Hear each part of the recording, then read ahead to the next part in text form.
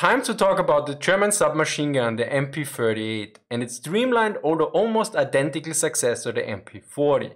Now I'm not Ian from Forgotten Weapons, so instead of giving you a detailed breakdown of the weapon, I want to talk about the role and tactics within the German army. So as usual, I will look at German army regulations and reports.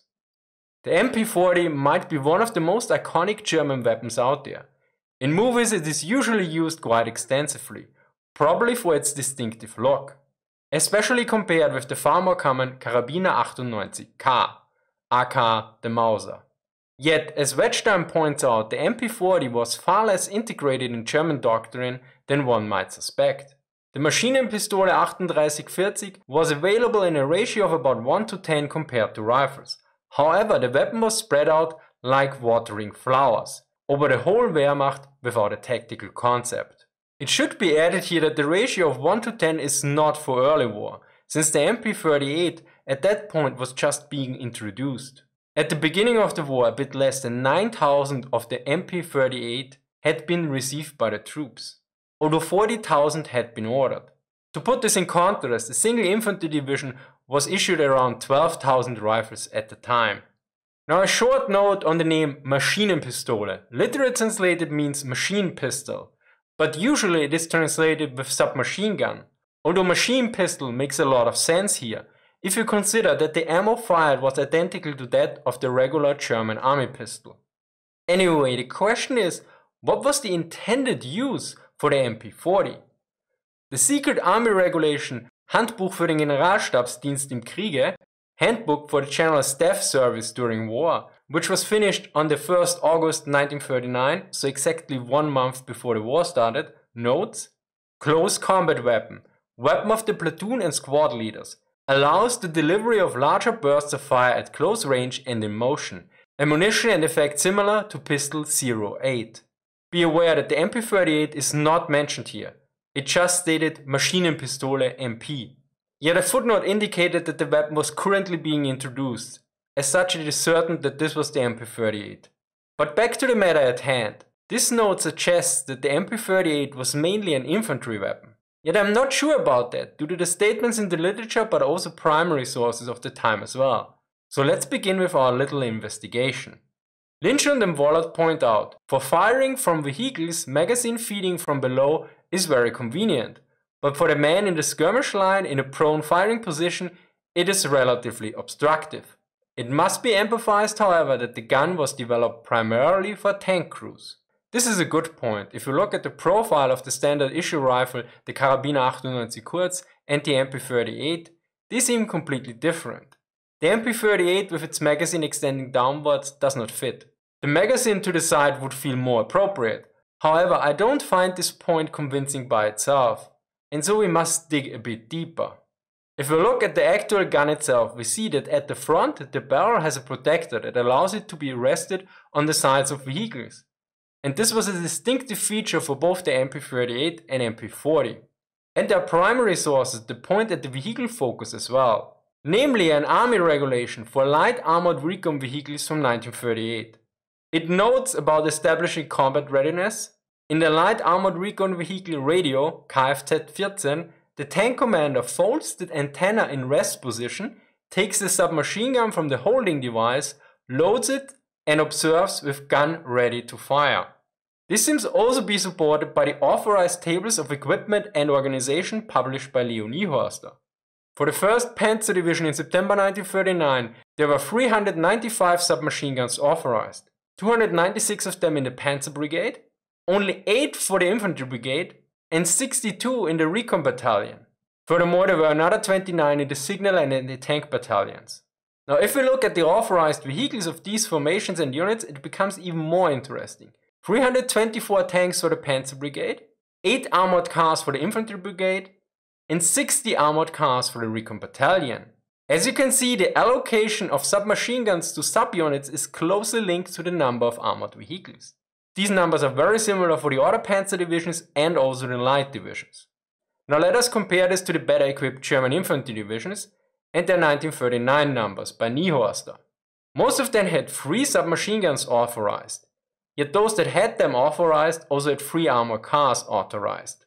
The others, like the 44th and 45th Infantry Division, had 0 submachine guns and 0 armored cars issued. As such, at least from the organization data, it seems rather clear that initially the MP38 was almost exclusively a vehicle crew weapon, although this was likely influenced by the low production numbers as well. Similarly, a document by the German Army High Command from 1940 about the reorganization of the infantry divisions to panzer divisions states that every panzer and every armored car should be issued an MP38 or 40. Additionally, the 1933 instructions of the Sturmgeschütz School include the following line for the driver. For close defense, he, the driver, always keeps a submachine gun handy with which he can shoot out of the observation slit. Furthermore, we also have data from the industry, namely data sheets from 1944 by the Reichsministry for Armament and War Production. These sheets included various information, including some of the equipment added to the vehicles. These lists sometimes included how many MP40 were issued for certain armored vehicles, to name a few.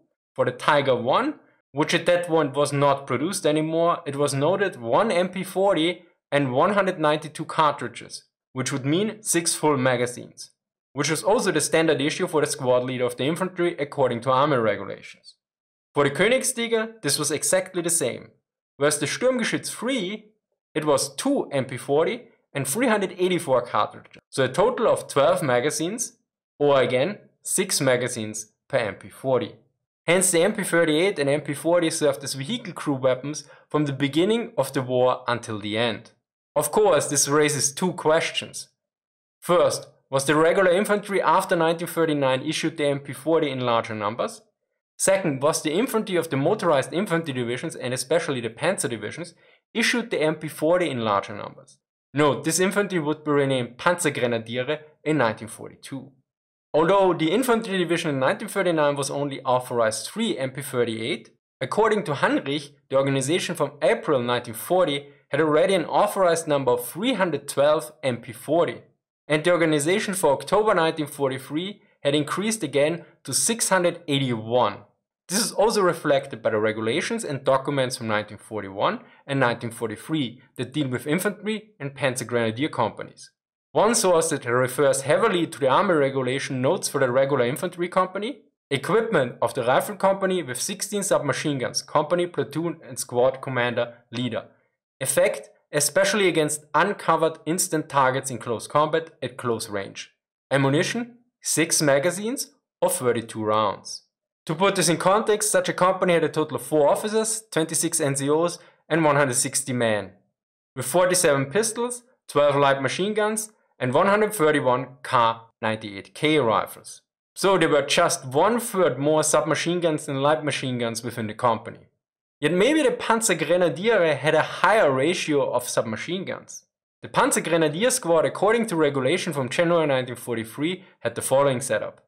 The Panzergrenadier squad consists of squad leader, deputy squad leader, 2 machine gun riflemen, 1, gunners, 2 machine gun riflemen, 2, assistant gunners, 4 riflemen, driver for towing vehicle, co-driver, also radio operator, 3 light machine guns, including 1 vehicle machine gun, 2 submachine guns, including 1 onboard submachine gun, and the medium armored infantry fighting vehicle.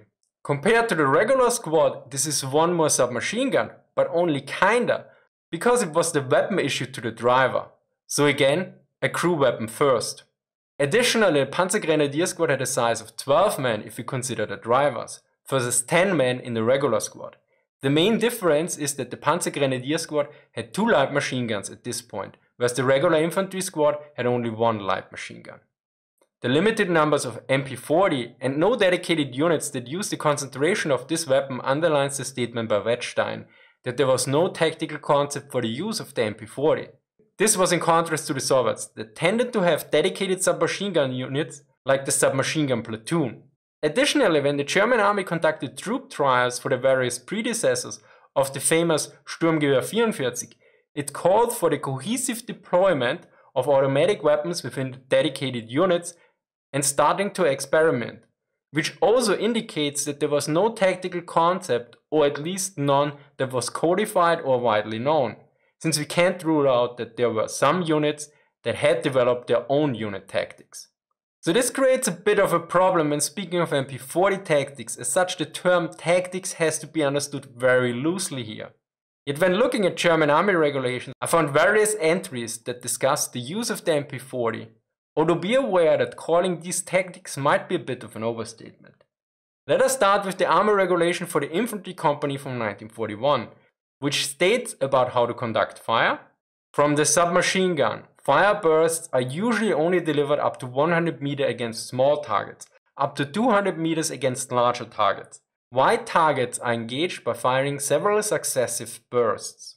The next point particularly notes close combat, like the handbook on the General Staff Service. In close combat, targets appearing close together are engaged by combing the entire width of the target with uninterrupted broad fire. The paragraph about firing during movement contains an interesting part. In close combat, the submachine gun is to be fired at the shortest distance while in motion. It is to be shot from the hip with the shoulder rest swung out and folded back. The left hand grasps the magazine, the right hand grasps the trigger. Do you see what I mean? Yes, it noted grab the magazine, whereas the regulation for the MP40 from 1942 states the left hand grasps the magazine catch, not the magazine. Based on all that information, the MP40 was mainly used in close combat, which is not particularly surprising considering the limited accuracy, yet the effectiveness of automatic fire in close combat. Additionally, it was mainly issued to squad and platoon leaders. As such, according to regulation, it was mostly used during assaults, and there is where we find this paragraph for the squad leader. During the assault, the squad leader pulls the whole squad forward by his personal example. He charges ahead of everyone. He attacks the defending enemy with the fire of his submachine gun or knocks him down with a felt rifle or curved spade.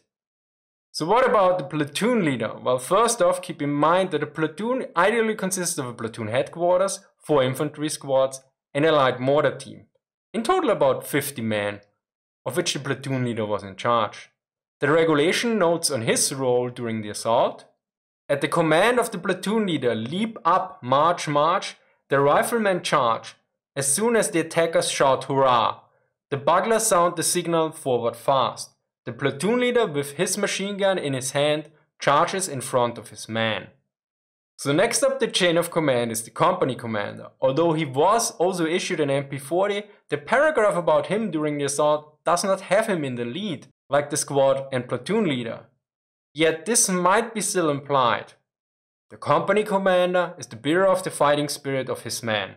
He pulls his company forward in the attack. He trains, educates for duty, and inspires daring and contempt for death. Well, I wonder what the German military thought about the work-life balance at that time. To summarize, although the MP40 is highly associated with the German infantry in World War II, it originally started out as a weapon for the vehicle crews, and not as an infantry weapon, although this was likely influenced by the limited production numbers early on. By 1940, the weapon was also issued to infantry leaders, in particular the squad, platoon, and company commanders. In particular, 1941 regulations note the use of the weapon during assaults by the squad and platoon leaders. Yet outside of this use, I could not find any documents that indicate a tactical use of the weapon besides the individual use, which is also the assessment by Adrian Wettstein, who studied German urban combat tactics from 1939 to 1942. Furthermore, the information on troop trials for the predecessor of the Sturmgewehr 44 also indicates that there was no concept for submachine gun tactics within the German army. This is in contrast to the Sturmgewehr 44 and its predecessor, for which particularly tactics were developed and codified. Big thank you here to Reinhold Reisinger of the Wehrkundliche Sammlung Schloss Ebelsberg and Andreas for providing me with access and information on the MP38 and MP40. Thanks to Philip for answering various small arms questions, and special thanks to Andrew and Military Aviation History for improvements on the script. As always, sources are listed in the description. Thank you for watching and see you next time.